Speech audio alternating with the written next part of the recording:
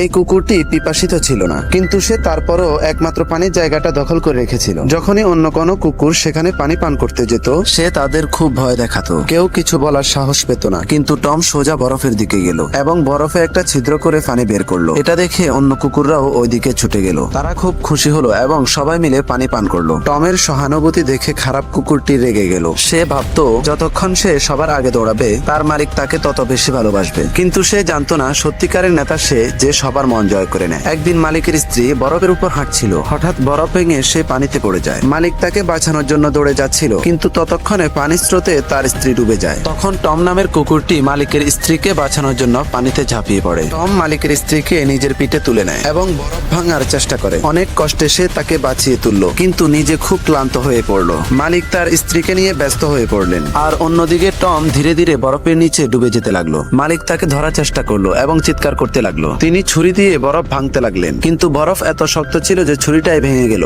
মালিক হতাশ হয়ে বসে পড়লেন এবং কাঁদতে লাগলেন। তিনি ভাবতে লাগলেন, যে কুকুরটা সবসময় পিছনে থাকতো, সেই কিনা আজকে আমার স্ত্রীর জীবন বাঁচিয়েছে। ঠিক তখনই মালিক টের পেলেন কেউ তার হাতে একটি লাঠি দিচ্ছে। কিছু না ভেবেই তিনি সেটি দিয়ে বরফ ভাঙতে লাগলেন। হঠাৎ দেখলেন সেই লাঠি দিচ্ছিল টম নিজেই। সে এখনো বেঁচে আছে। টমকে জীবিত দেখে মালিক খুব খুশি হলেন, কিন্তু খারাপ কুকুরটি এতটাই রেগে গেল যে তার কান বাঁকা হয়ে গেল।